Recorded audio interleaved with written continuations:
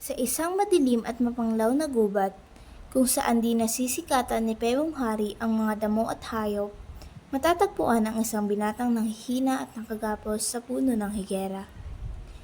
Siya'y isang magiting na mandirigma sa bayan ng Albania, ngunit nang siya'y dumating ay agad na dinakip at ipinatapos sa labas ng kaharian.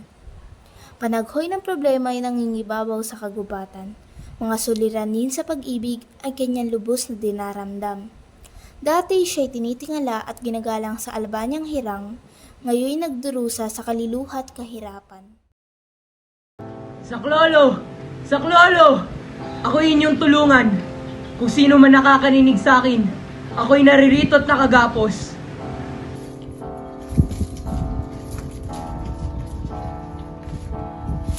Ewan.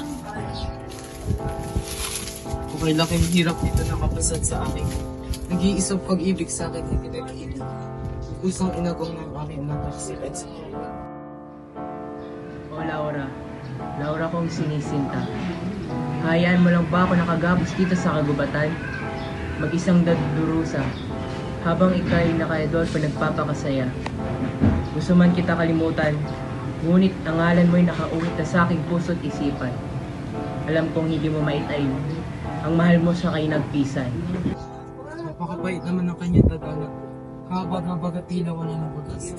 Hindi ka ba mag-alala sapagkat ikay aking tutulungan. Kay dadaman, ito gabayan. Yung tulog na yun, kailangan ko nang magalit makinig sa kanyang mga sigaw. Nawa hindi pa uli ang lahat sa aking pagdating. Saklolo! Tulong! Saklolo! Saklolo! Malay mo na kay Bangs. Ako inyong harapin. Sagutan ng binatang mo ng kalaban. Huwag po sa way sa lupain ng buong lakas.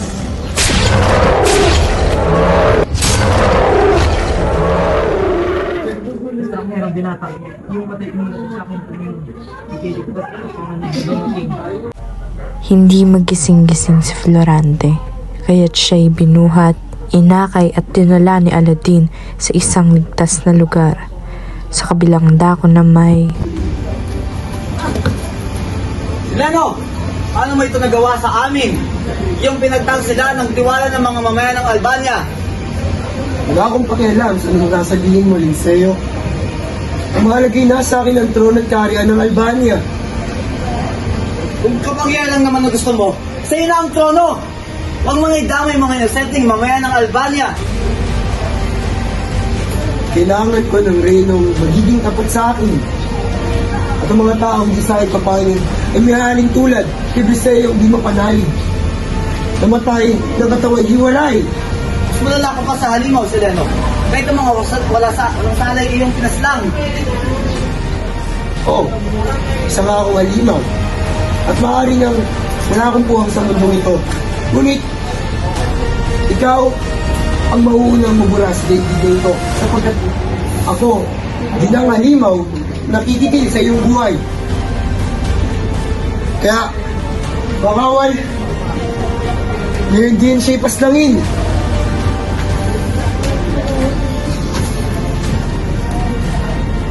Si Leno, hindi ako papayagan kayo maglagay ng ating sa aking kaharian. Maaari ngang hindi ka kaya lipulin ng aking mga kawan. Kung hindi nila kaya, basta ko na ang tatapos sa iyong buhay.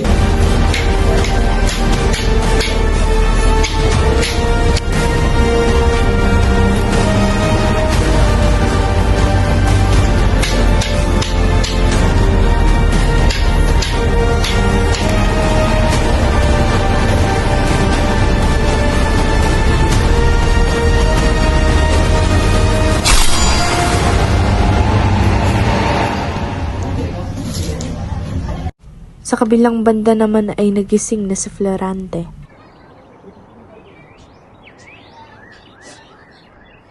Sino katanong pakay mo sa akin?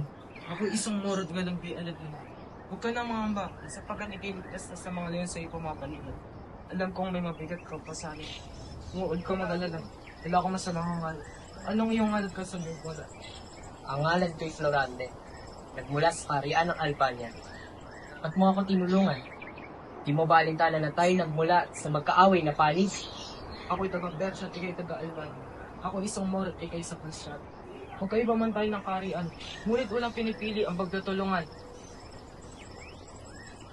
Ako'y nagpapasalamat sa lahat ng kabaitan. Iyong ipinamalas kung ako'y nangangailangan. Balita sa Alban ay ikay tanyag naman dirigma. Ako isa sa iyong tagahanga sa larangan ng kausalan sa pakikipagdigma. Balitang walang katotohanan. Malimit na may marinig na balitang tunay. Kapagkas kundi yung may inagdag, ay kulang naman ang balita. Akala ko ba'y kay panatag na. Ngunit sa akin nakikita may dinaramdam. Alam kong mahirap sa iwain at problema ko nakaraan. Ngunit maaari ko ba itong malaman kapag gumanak ng kaloob at tindigan? Alam kong ikay mapapagkatiwalaan.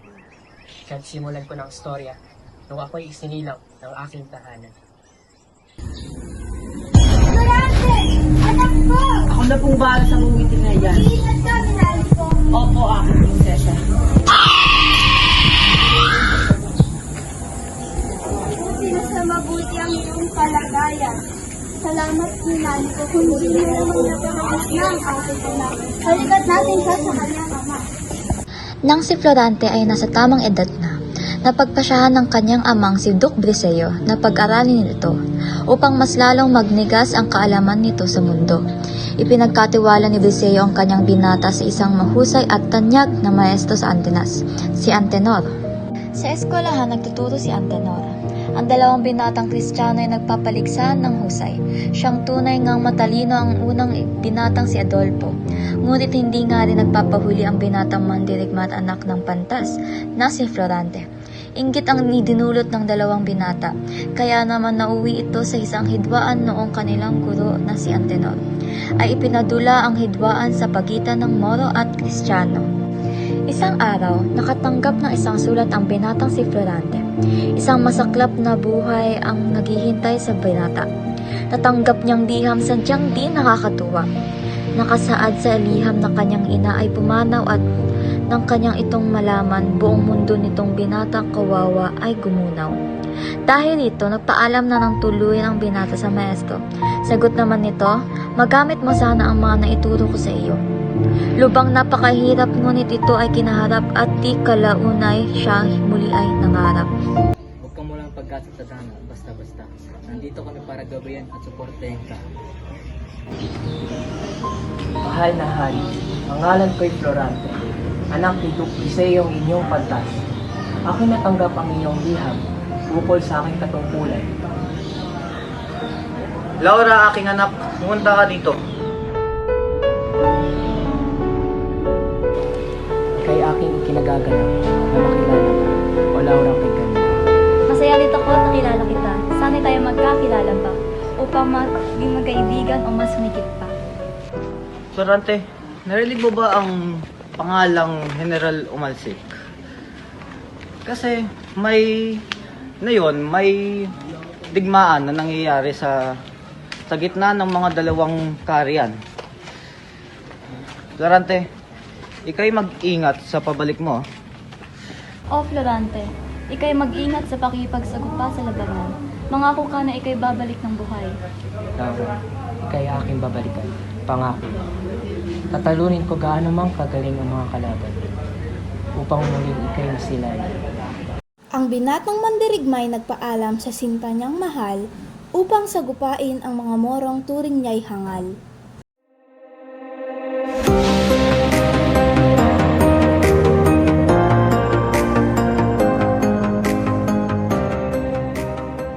Bumalik si Florante kay Laura at ibinalitang napanalo nila ang laban. Para sa Crotona at ang kapayapaan, dito ay muli ng masisilayan. Pumunta ang mga mandirigmang binata sa kaharian nila at doon pinalibutan siya. 10 mga kawal ni Adolfo ay sumamo sa kadiliman at pati ang magiting na mandirigma ay pinagaksilan. O Florante, ikay nasaan na? Sana iyong natanggap ang aking liham na siyang naglalaman ng kasalukuyang katayuan ng ating kahariang Hirang.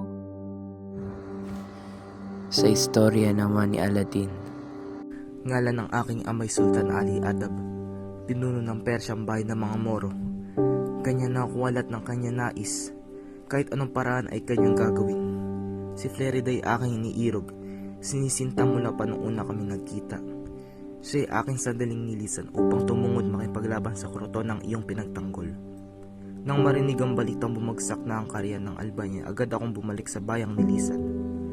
Ngunit pagkarating ako'y agad dinakip. Aking ulo'y hiningi ng aking amang walang habag. Ito nagawa sa akin, Ama. Si Clarida na naman siya nagpapaligaya sa akin. Ba't mo pa siya inangkin para sa iyong sarili? Tumigil ka, kundi papatayin kita. Si Aladdin ay pakawalan. Aking ibibigay pati ang aking puso't isipan. Huwag mo lamang siyang saktan at ako'y mapapasayo ng lubusan. Sige, pero itatapon ko si Aladdin sa malayong lugar. Ako'y iyong patawarin, Aladdin. Ngunit hindi ko makakaya ikaw'y malamig na't wala ng buhay. Iniligtas ni Fleridang Sinta ang aking buhay. Ngunit ang kapalit na may kanyang kaligaya at kalayaan.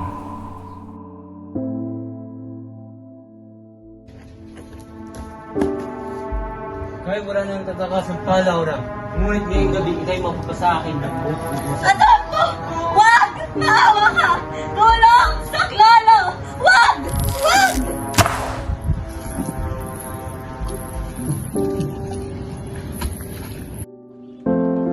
Ako si Teresa, mula sa bayan ng Persia. Ako'y naririto sapagkat ang tadhana'y sadyang matutunan. Ang sisinta, si Don Juan kay tama. Ang kanyang...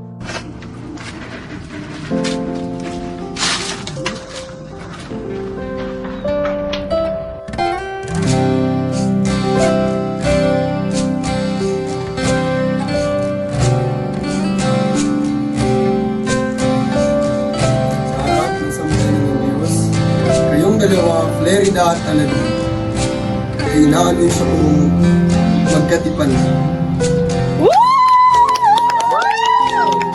Ante, Laura, ngayon, wala na ang ating pinuno sa Albania. Nais kong inyong malaman na kayo na mamumuno dito. Mabuhay si Haring Florante! Mabuhay! Mabuhay! Si Reyna, Laura! Mabuhay ang Albania! Sa harap ng sambayanan ng Diyos, kayong dalawa, Florante at Laura, ay inaanunsyo ko na ngayon ay kayo ay magkatipan na. Laura ay kinasal at namuno sa kaharian ng Albania. Sina Aladdin at Clarida na may nagpakinyag upang maging ganap na Kristiyano. Nang mamatay si Sultan Aliadad, sina Aladdin at Clarida ang namuno sa Persia na kaharian ng mga Moro. At dyan nagtatapos ang pagkwento ni Florante at Laura.